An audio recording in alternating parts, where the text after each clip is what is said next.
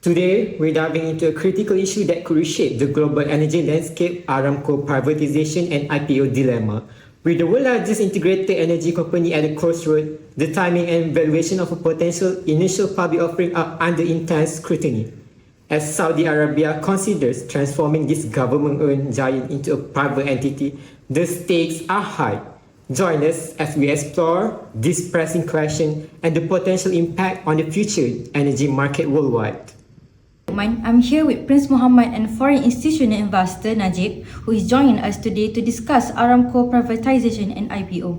First question for you, Prince Mohammed. Do you think it is a good idea for Aramco to take up privatization? Yu'tikal afiyah, Yana. My name is Prince Mohammed, and I believe that it is a wonderful opportunity if Aramco enters privatization. I can give 3 reasons. Number 1, economic diversification.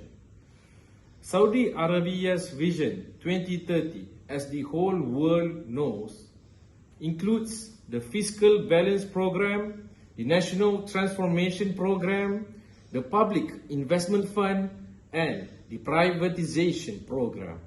All of these programs under the Saudi Arabia's vision aims to reduce the kingdom's dependence on oil by diversifying its economy into various sectors such as tourism, entertainment, technology, and finance. The funds generated from privatizing part of Aramco could be very substantial, providing the capital needed to invest in these new sectors. By selling shares of Aramco, the Saudi Arabia's government can channel these proceeds into the Public Investment Fund, which is a cornerstone of the diversification strategy. The second point that I would like to share, economic reforms. As we know, Saudi Arabia in the past has been depending too much on the oils, depending too much on the subsidies and foreign workers. Through economic reforms, privatization is aligned with Saudi Arabia's broader economic reforms.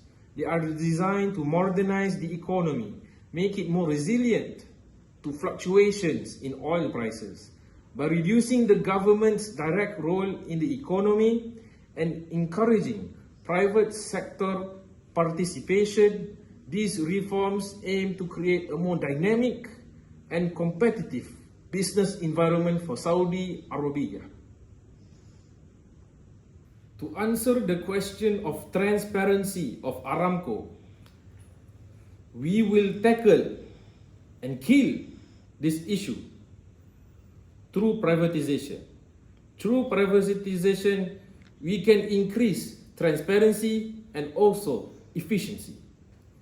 By listing Aramco on a stock exchange, it allows and makes sure that Aramco will adhere to strict regulatory standards, which include financial disclosure, corporate governance practices, and operational transparency.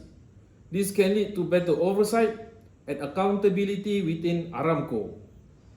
Potentially, this will improve Aramco's efficiency and management practices. Additionally, I believe that the pressure to perform well in public markets could incentivize Aramco to optimize operations and also to reduce costs. All 3 things that I have shared will make Saudi Arabia a greater kingdom and have a better economy. That's a good point, Prince Mohammed. What about you, Najib? As an investor, what you take on Aramco IPO, especially considering the company's significant oil reserve and the recent market bust? Honestly, I'm skeptical. On paper, those reserves look impressive, 267 billion of barrels, 5 times more than the top 5 international oil companies combined. But here's the thing, those numbers have supposedly remained unchanged for 30 years. Despite the fact that Saudi Arabia has been pumping out nearly 3 billion barrels of oil per year, that doesn't add up to me. There's something off about this narrative. That interesting. So do you think transparency is concerned here? Absolutely. The Open Budget Index rated Saudi Arabia at 18 out of 100 on transparency. So if we can't trust the numbers on their reserve, how can we trust the financial they present?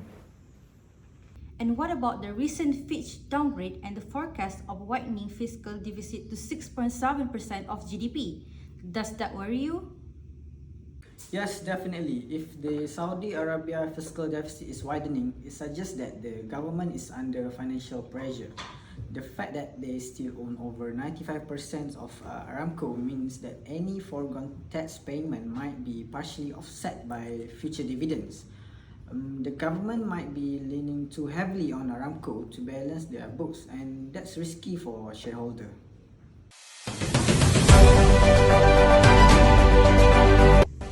Well, a question that will be lingering around is this actually the best time to launch the IPO?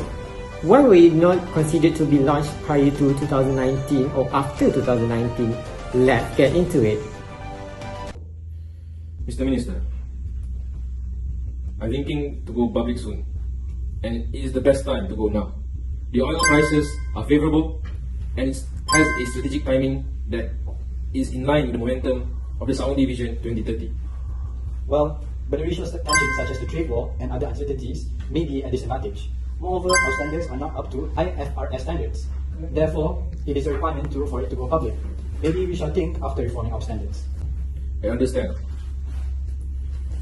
Maybe we should do it next year, given the circumstances do not fall in our favor. Minister, I think going public should be soon. Despite the growing interest in renewable energy, oil is still the world's most important energy source. As of now, that our business was still highly profitable and attractive to our investors. This IPO could provide critical funding for our economic diversification plans, which was key part of Vision 2030. Delaying the IPO might postpone these plans and potentially slowing the country's economic transformation. Agreed. Even though the increased regional tensions impacted market conditions, and there are still some market volatility, I believe our global investment community has highly interested Aramco's IPOs due to its sheer size and the significance of the company. We shall take advantage of this right now. Ha ha ha ha! Say no less.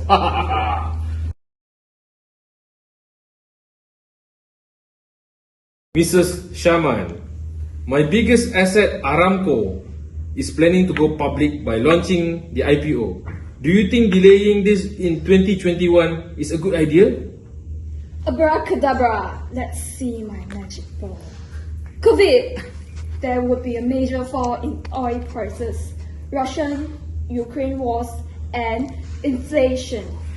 You are a lifesaver. I have to call my PA and launch the IPO now. Hello? Launch IPO. Now. Okay. So I'm curious to know whether you want to proceed with the privatization and listing Aramco in the stock exchange after that all we have been discussed today. Well, firstly, the idiot panelist has not changed my mind one bit. The decision to list Aramco on the stock exchange was a strategic move that goes beyond raising capital. It is about securing Saudi Arabia's future as part of Vision 2030. It was always been motivated by Vision 2030. By diversifying ownership, we attracted significant investment, vital for funding our ambitious projects and reduce our dependence on oil. Mr. Minister, tell him. Yeah, in addition, becoming a public company also brought increased transparency and global credibility, making Aramco a more attractive investment. The timing of the IPO was carefully chosen to maximize capital raising, which is being used for growth, modernization, and diversification initiatives. Aligning the IPO with Vision 2030 was key, reinforcing our commitment to transforming Saudi Arabia's economy. The listing also improved Aramco's governance and reputation, strengthening its position on the global stage. In short, listing Aramco was a strategic step towards securing the kingdom's long-term economic goals. Sorry, gentlemen, that's all the time we have here for today. Stay tuned for our next meeting. Thank you.